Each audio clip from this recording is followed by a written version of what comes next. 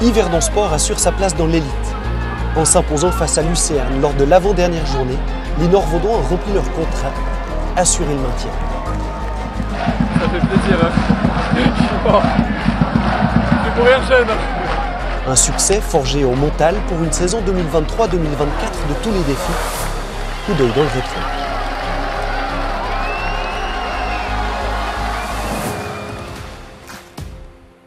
Au cœur de l'été passé, la promotion acquise, les défis extrasportifs sont immenses. La mise en conformité de l'éclairage et du secteur visiteur en un temps record contraint l'équipe au déménagement provisoire à Neuchâtel. Changement majeur également à la direction du club. Mario Di Pietrantonio, président depuis la Première Ligue, passe le témoin à l'Américain Jamie Welch. Jeffrey Sanders reprend la présidence et affiche un objectif, maintenir le club durablement dans l'élite. Place au foot. Après avoir buté sur le FC Zurich au Letzigrund lors de la reprise, IS surprend tout le football suisse en terre neuchâteloise. Evans Morin arrache le match nul contre le Grand IB. Le Super Sub remet ça face au LS, à la Tuilière, lors de la journée suivante en offrant un succès magique aux Yverdonois dans les ultimes secondes. Après avoir battu Lausanne, les Yverdonois créent à nouveau la sensation en s'imposant face au Grenat pour leur dernier match à la Maladière, 4-1. 2 matchs, 4 points pris à Neuchâtel face au champion en titre et son dauphin, défi relevé. Le public yverdonois avait hâte de renouer avec son équipe lors de la 7e journée et la réception d'un FC Bâle chancelant. Le Muni est plein à craquer, l'équipe ne manque pas son rendez-vous. Il va pouvoir se rapprocher du but, frapper le stade municipal en Super League. Ballon deuxième poteau. C'est goal pour Yverdon, 47e minute. Le but signé Lisiero. C'est ça dedans. Voilà, c'était qu'une question de temps. Arrivé, Marius, 3 pour Yverdon. Le groupe poursuit sur sa lancée, mais après une série d'invincibilités marquée par 3 victoires et 2 nuls, Yverdon connaît le trou d'air. L'équipe ne prend que 2 points en 7 journées et subit des revers qui laissent des traces. Ces combats perdus font mal, mais forgent un groupe recomposé durant l'été qui a dû apprendre à se connaître. Sous la nouvelle direction d'Alessandro Mangiarati, c'est dans le feu, au cœur de cette tempête, que le collectif bâtit ses futurs succès. Avant Noël, c'est Anthony Sautier et Mohamed Tidjani qui retournent le slow à domicile. Puis Boris Cespedes décroche le point du nul à Getse. Avec son nouveau coach, Yverdon est bien dans ses bottes, bien dans sa course.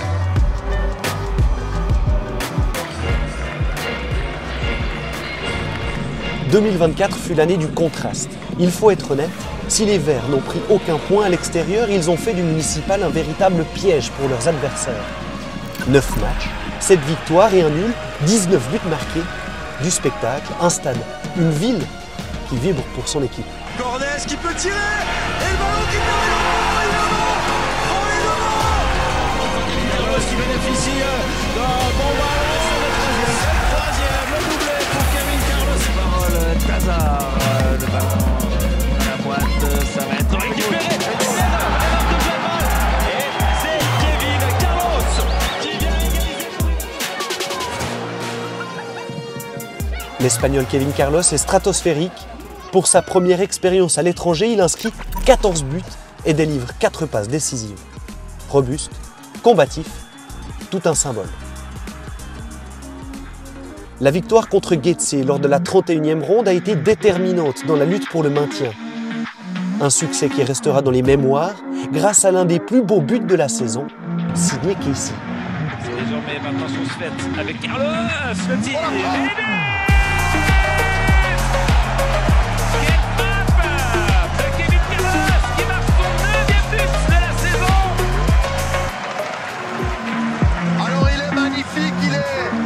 enchaîné 25 mètres.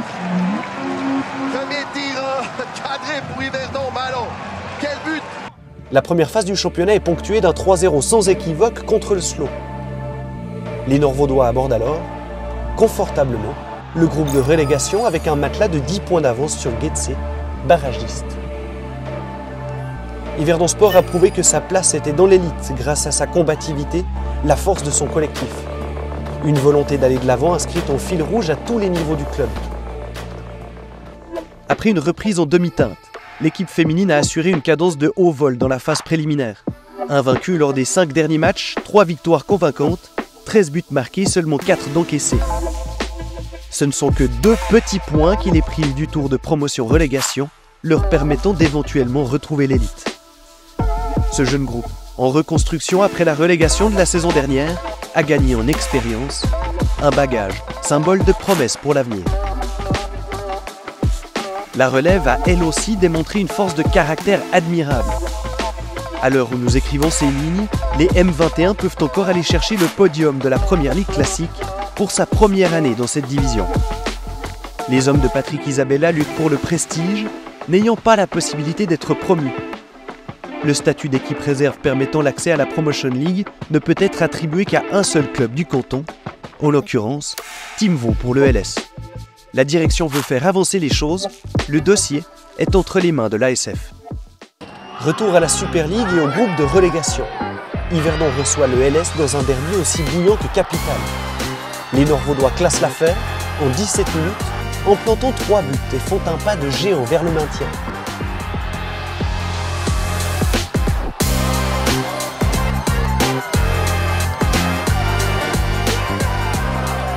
Il reste 4 matchs de championnat, mais comme souvent, c'est la dernière marche la plus compliquée. Après 2 jokers grillés, Oslo et Aguetse, il faut patienter.